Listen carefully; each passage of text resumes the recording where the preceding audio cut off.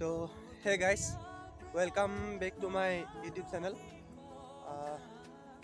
মোৰ পিছফালৰ বেকগ্ৰাউণ্ডটো দেখি হয়তো আপোনালোকে ধৰিব পাৰিছেই আমি ক'ত আছোঁ, আমি ক'ত মানে বৰ্তমান উপস্থিত আছোঁ, ক'ত আহি আছোঁ আৰু আপোনালোকক কি দেখুৱাবলৈ আহি আছোঁ এয়া নিশ্চয় আপোনালোকে গম পাইছে।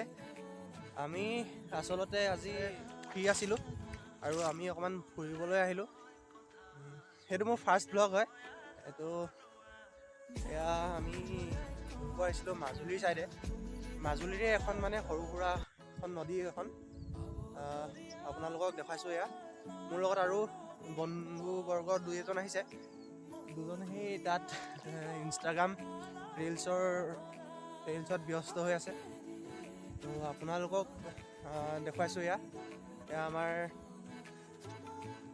এয়া নদী, এয়া মানে লুইতৰ মাজুলীৰ এটা পৰিৱেশ, সেই সুন্দৰ পৰিৱেশ আজি আপোনালোকক দেখুৱাই আছোঁ। পূৰা জংঘলৰ মাজত আমি সোমাই গৈছোঁ।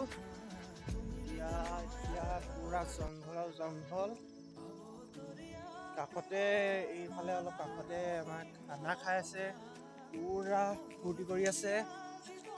কিন্তু আমাৰ ইউটিউবাৰ কেইজনে বাহিৰত ইউটিউব মানে ভ্লগ বনাই আছে। তো মই ফাইনেলি আহি আছোঁ। যিহেতুকে নিজকে বহুত ভাগৰুৱা যেন অনুভৱ হৈছে। বহুত ভাগৰি পৰিছোঁ আজিৰ দিনটোত। বহুত ভালো লাগিছে আৰু বহুত মানে ভাগৰো লাগিছে।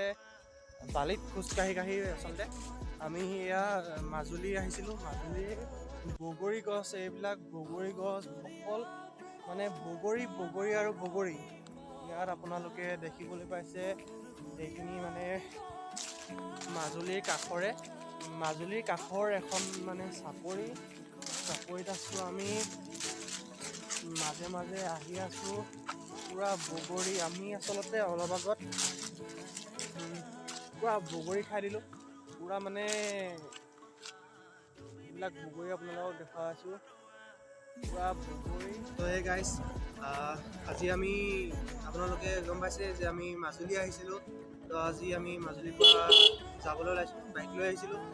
তো আজি মোৰ এইটো ফাৰ্ষ্ট ব্লগ হয়। কিমানখিনি দিব পাৰিলোঁ নোৱাৰিলোঁ আপোনালোকক নাজানো।